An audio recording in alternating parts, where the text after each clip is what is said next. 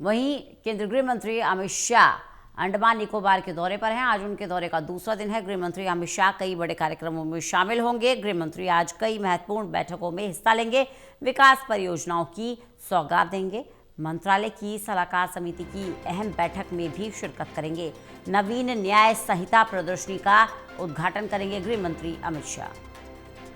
प्रदीप कुमार हमारे साथ, हमारे एसोसिएट एडिटर बने हुए हैं। प्रदीप जी, गृह मंत्री अमित शाह के दौरे का दूसरा दिन आज, और क्या बड़े कार्यक्रम आज रहने वाले हैं गृह मंत्री के?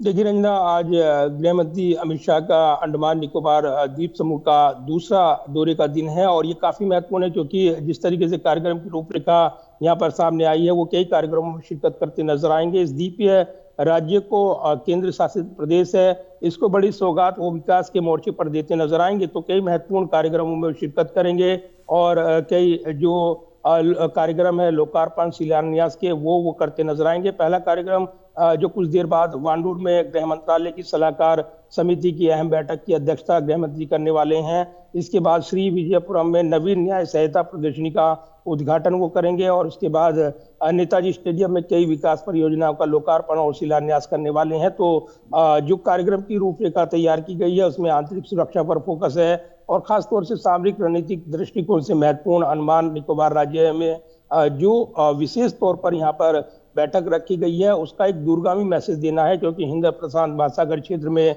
जो रणनीतिक तौर पर एक में अहम द्वीप है, द्वीप समूह श्रृंखला है जो अंडमान निकोबार की, उसके जरिए यहाँ पर आंतरिक सुरक्षा को मजबूत करना, साथ ही न्याय संहिता जो नए कानून है उनको क्रियान्वयन पर फोकस करते हुए प्रदर्शनी का उद्घाटन करना, और इसलिए गृह मंत्री इस कार्यक्रम को यहाँ पर आगे बढ़ाते नजर आएंगे। और इसमें जो राज्य की आवश्यक बुनियादी सुरक्षा, जो बुनियादी ढांचे को मजबूत करना, इसके अलावा रणनीतिक और सामरिक जो अहमियत है उसको उभारते हुए ये दौरा गृह मंत्री का नजर आ रहा है। और इसके साथ ही जो नवीन न्याय संहिता है उसकी एक विशेष प्रदर्शनी लगाई गई है, तो क्रियान्वयन इसका सुनिश्चित किया जाए राज्य की आंतरिक सुरक्षा पर फोकस करते हुए। इसको लेकर बीते कल भी गृह मंत्री ने कई बैठकें की हैं और निश्चित तौर पर ये महत्वपूर्ण दौरा बनकर उभर रहा है जो कि अंडमान निकोबार द्वीप समूह का है। बिल्कुल। प्रदीप जी, एक जानकारी ये भी मिल रही है कि एक महत्वपूर्ण बैठक है, मंत्रालय समिति की एक बैठक है जिसमें गृह मंत्री हिस्सा लेने वाले हैं।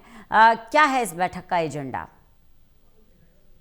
देखिए बिल्कुल, और जिस तरीके से इसमें खासतौर से मंत्रालय की परामर्श समिति होती है और वो अहम सुझाव देती है, फीडबैक लिया जाता है, आंतरिक सुरक्षा का मंथन किया जाता है, तो ये इस द्वीपीय राज्य में इस बैठक को रखने का साफ उद्देश्य है कि इसकी रणनीतिक अहमियत और जो सामरिक अहमियत है उसको उभार कर लेकर आना। और दूसरा, जो मंत्रालय के परामर्शी समिति की बैठक होती है वो समय समय पर बुलाई जाती है और उसमें महत्वपूर्ण सुझाव लिए जाते हैं, उसके क्रियान्वयन पर फोकस किया जाता है।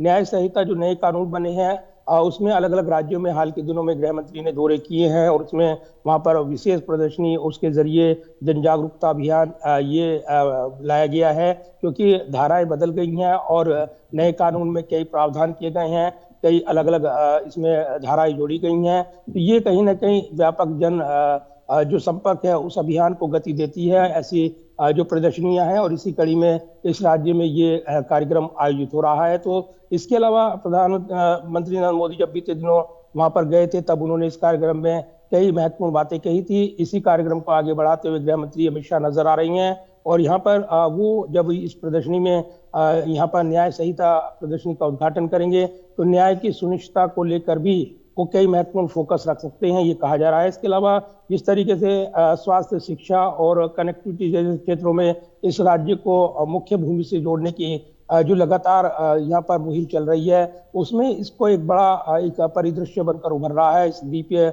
समूह के राज्य में, और इसीलिए बड़ी बैठकें यहाँ पर आयोजित हो रही हैं। दूसरा, यहाँ पर गृह मंत्री अमित शाह सेलुलर जेल जाकर वीर सावरकर को श्रद्धांजलि अर्पित करेंगे। इससे पहले जब उन्होंने यहाँ पर दौरा किया था तब वीर सावरकर की प्रतिमा का अनावरण किया था।